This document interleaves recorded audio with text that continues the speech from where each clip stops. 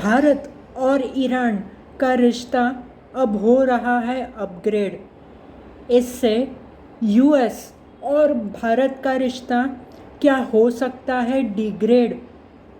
पाकिस्तान और चाइना का क्या होगा रिएक्शन?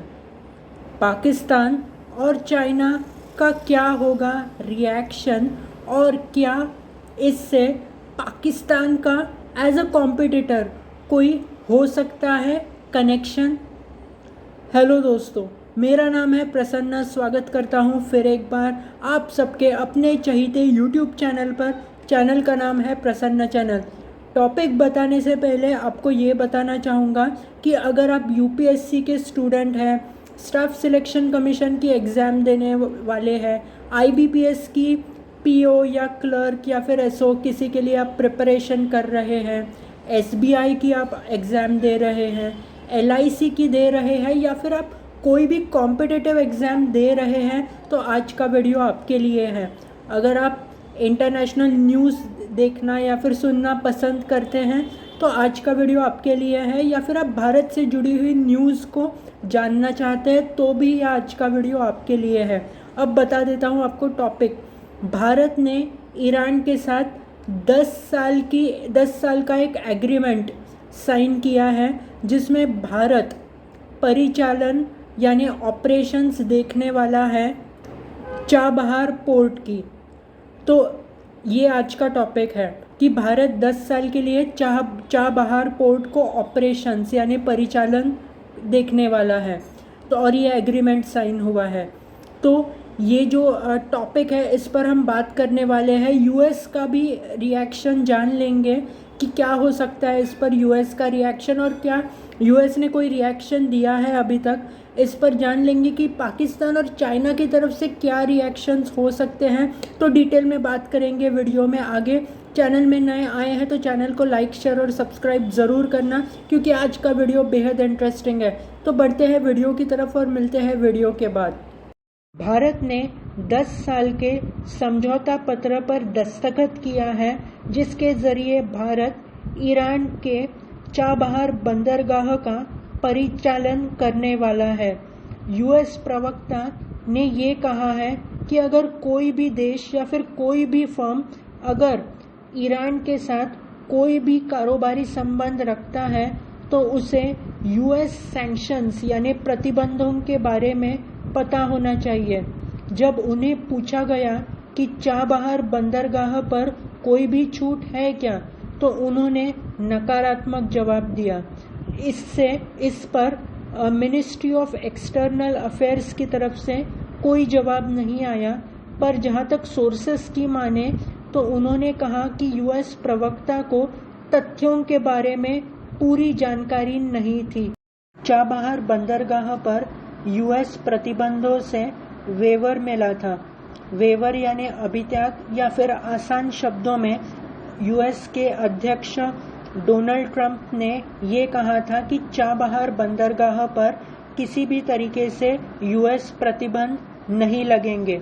यूएस के प्रवक्ता ने उन्हें ये जो यूएस के सैंक्शंस है या फिर प्रतिबंध है वो मद्देनज़र रखते हुए उनके मुताबिक उन्होंने प्रतिबंधों के बारे में भी बात की और ये कहा कि उन्हें पता है कि भारत और ईरान के बीच में चाबहार का समझौता हुआ है।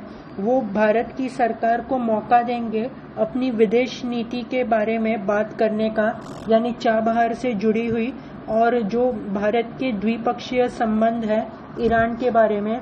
जो यूएस के प्रतिबंध है वो ईरान पर लागू है और वो आगे भी लागू रहेंगे। जो भी ईरान के साथ कारोबारी समझौता रखना चाहता है उसे यूएस के प्रतिबंधों के बारे में पता होना चाहिए। चाबहार ये एक गहरा समुद्री बंदरगाह है जो ईरान के सिस्तान बलोचिस्तान में है। ये भारत से काफ़ी नज़दीक ईरान का बंदरगाह है। जहाँ तक बड़े मालवाहक जहाज़ों की बात है तो वो आसानी से और सुरक्षित तरीके से आ जा सकते हैं। 2016 में एक त्रिपक्षीय समझौता पत्र पर भारत, ईरान और अफगानिस्तान ने दस्तखत किए थे, जिसके ज़रिए अंतर्राष्ट्रीय परिवहन और पारगमन गलियारे की स्थापना हुई थी। भारत ने इसके पहले चरण के विकास में हिस्सा लिया था, जो शाहिद बेहेश्ती टर्मिनल यानी चाबहार का हिस्सा है, इसमें भारत ने हिस्सा लिया था। ईरान की सरकार के साथ भारत ने अब तक 6 मोबाइल हार्बर क्रेन्स सप्लाई किए हैं और भी सामग्री है जिसका मूल्य $25 अरब है। भारतीय company India ports global limited ने अपनी पूरी तरीके से खरीदी गई सहायक India ports global Chabahar free zone ने चाबहार का परिचालन 2018 में लिया। इस बंदरगाह के जरिए कोविड-19 में मानवीय सहायता 2.5 मीट्रिक टन गेहूं और 2000 टन दालें भारत से अफगानिस्तान भेजी गई और 40,000 लीटर वातावरण अनुकूल कीटनाशक ईरान को भेजा गया टिड्डी से लड़ने के लिए। देखते हैं कि चाबहार कौन से देश को कितना फायदा पहुंचाता है।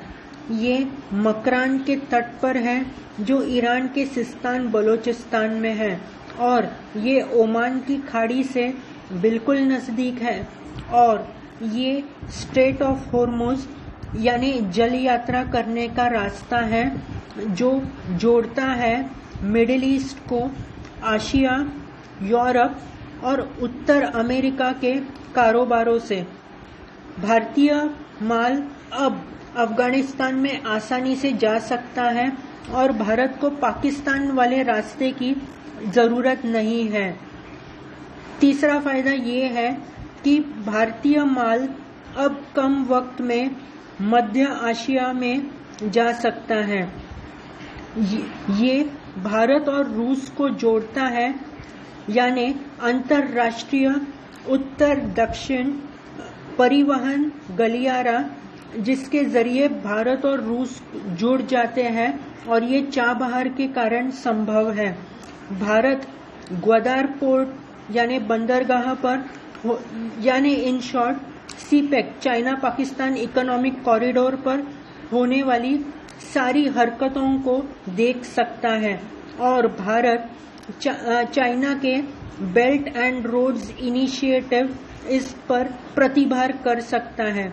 और जहाँ तक ईरान की बात है तो सिस्तान बलोचिस्तान ये इलाका इतना विकसित नहीं है, तो चाबहार के कारण ये इलाका भी विकसित हो सकता है, तो इसमें सारे देशों का बेनिफिट है। तो दोस्तों, भारत और ईरान का रिश्ता चाबहार पोर्ट के कारण अब और बेहतर होने वाला है, लेकिन जो इसका कॉम्पिटिटर माना जा रहा है यानी ग्वादर बंदरगाह, in short China Pakistan economic corridor, जहां पर सुनने में ये आ रहा है कि चाइना ने कई इन्वेस्टमेंट्स किए हैं।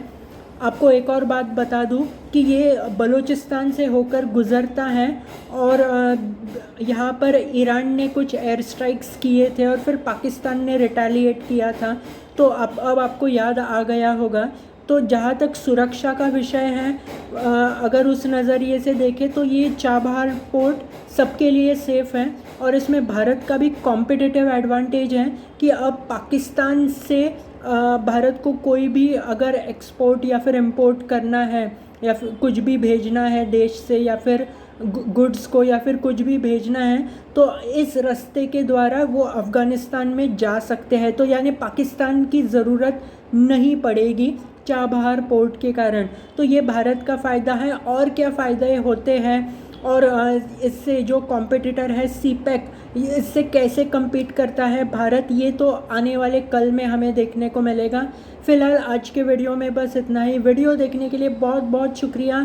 चैनल में नए आए हैं तो सब्सक्राइब ज़रूर करें और नीचे कमेंट बॉक्स में आप बता सकते हैं आपका फ़ीडबैक क्या है। आपके कमेंट्स का रहेगा मुझे इंतज़ार। Thanks for watching.